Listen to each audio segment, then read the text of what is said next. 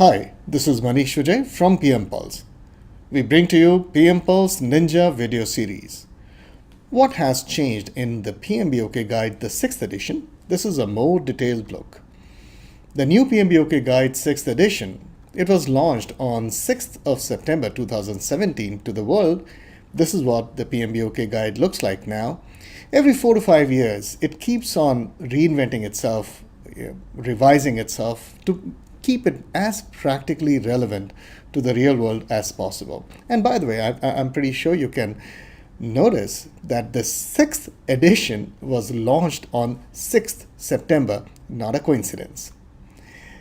The broad level changes video was already circulated earlier by me, and in case you missed it, you can just pause the video here and actually copy this link, or better still, subscribe to my video channel on YouTube. This way, you always manage to keep getting one of the best videos available on project management all the time. Okay, let's look into the detail level changes. Introductory sections. A lot of clarity about exactly when the project starts. Clear distinction between pre-project work and project work has been made. This was more like a derivative in the earlier versions, and this led to a lot of unnecessary academic debates. This is a very welcome move. A section on project benefits has been added and clearly distinguished from project objectives. This is very important to remove the misunderstanding that many project professionals and even senior professionals have, that project benefits is something that you only derive in programs, not in individual projects. So again, a very nice move. Thankfully, now there is a section on project success, clearly defining exactly what a project success is. Earlier, this used to become a free-for-all kind of a debate point, and everyone with a voice would just take any tangent meaning of the same. So again, this is a very good move as well. Earlier, there were 5 organization structures. However, in this version, the number of organization structures has been increased to 7. This also takes into account relatively newer concept of virtual team setups as well. Another important inclusion in this version of PMBOK is the introduction of the concept of politics and power to get things done. Now, this is something that we at PM Pulse and in our trainings, we've always been talking about it since last 11 years of our existence. This is a very practical approach, and kudos to PMBOK 6th edition for bringing this level of practicality into its fold. Since projects vary in complexity, therefore a very healthy new addition to a section called Project Complexity has been made to PMBOK 6th edition. PMBOK 6th edition has introduced the concept of talent triangle for project manager competencies. The very first one is technical project management. Now, this is nothing to do with IT tech or oil and gas tech or civil tech. This technical means understanding the processes in project, when to use what specific tools and technique to use. Basically, command over PMBOK 6th edition. That's technical project management. Over and above that, what PMBOK feels is that all project managers should have business acumen. They should have a strategic business management bent of mind, and of course, the all-pervasive leadership. And thereby, we have the talent triangle: technical project management, strategic business management, leadership. A very interesting and far-reaching change that has been done in this version of PMBOK is the listing of sub-elements below the main elements in the process diagrams, which means that when the inputs and tools and techniques and outputs for each of the processes are listed, not only the main elements are listed, but also the sub-elements are listed. This way, it's very clear exactly what is entailed in that specific input, tools and technique or output. This is a fantabulous move. I'm really happy with this move. Continuing on, the knowledge area project integration management. The process develop project charter has another output, and this is called assumptions log along with project charter. Now, this assumption logs become part of various processes across the life cycle of the project. This way, the assumptions taken in the beginning can be tracked across the life cycle of the project, and the basis of assumptions and the validations of the assumptions can be made as the project progresses across the life cycle.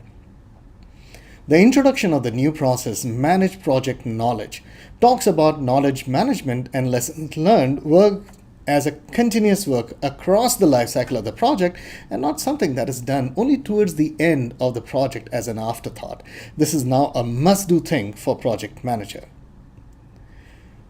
Moving on to knowledge area project scope management. The knowledge area project scope management almost entirely remains the same, but one very nice thing has happened, and that is they have included some discussions on the agile aspects of terminology along with scope management discussions. Moving on to project schedule management. Notice the name change. It's no longer called project time management. In a very philosophical move, PMI assumes and feels that you really cannot control time.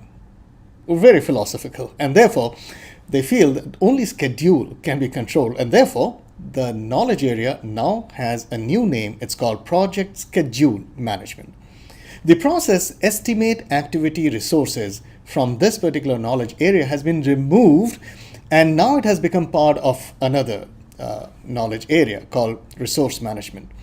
Again, the concept of agile has been included here, including things like on-demand scheduling and integrating schedules with backlog.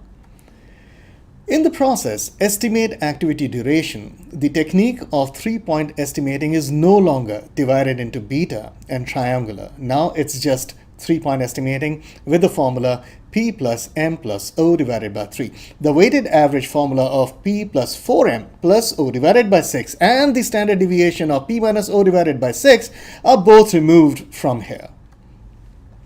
Agile release planning has also been included in the process develop schedule. The concept of critical chain has been completely removed from the process develop schedule. Iteration burn down chart has been included in the process control schedule. Moving on to project cost management knowledge area process now include the concept of earned schedule along with earned value. This is interesting. It was covered earlier in earlier versions also, but there was a different naming convention. This is more straightforward. Good enough. In the process estimate cost, the three-point estimates contain both beta and triangular, where beta is P plus 4M plus O divided by 6 and three-point is P plus M plus O divided by 3. Moving on to quality management. In the knowledge area quality management, the process perform quality assurance has been renamed as manage quality. The reason for doing it is because most of the companies have a separate department called a quality assurance department. PMI does not want people to get confused with the execution thing about assuring quality with quality assurance department, and hence the change in name called manage quality. The age-old group of quality tools called the 7 quality tools are now removed from both the processes, namely plan quality management as well as control quality. Well, they may be removed, but some of the tools from them are actually being used, but there is nothing known as the 7 quality tools. It's a good decision.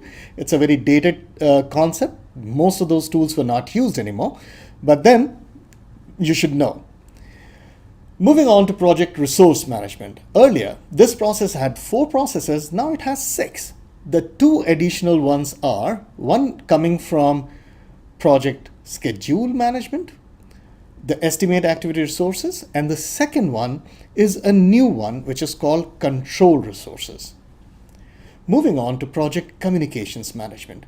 The process control communications has been renamed to monitor communications. Other than that, the process of this knowledge area more or less remain the same. Moving on to project risk management, the new process, basically a new process called implement risk responses has been added just after the process plan risk responses. This is fantastic because this was a gap which was there. We used to talk about in our courses, but it's fantastic that this has been included in this version of PMBOK. Control risks is now called monitor risks, but everything within it remains the same. The concept of risk reports have been added to this knowledge area. This is a very welcome move.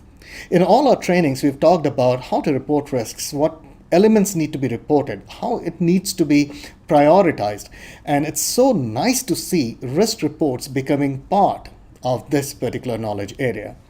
Another very welcome change is the introduction of 9 additional risk parameters, 6 more than the previous version. This makes the project risk a lot more practical and real-world friendly.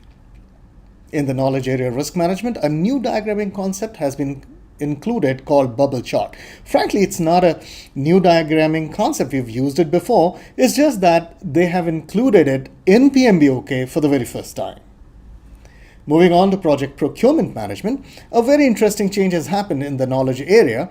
Project procurement management, where process close procurements has been removed. Yes, it does not exist anymore. The contents of this earlier process has been now merged with the process control procurements. And moving on to project stakeholder management, apart from the fact that the process control stakeholder engagements has now been renamed as monitor stakeholder engagement, nothing else has changed in this knowledge area. Let's look at the distribution of the processes. Initiation used to have 2 processes earlier. Now, well, it still has 2 processes. Planning used to have 24 processes. Well, it still has 24 processes.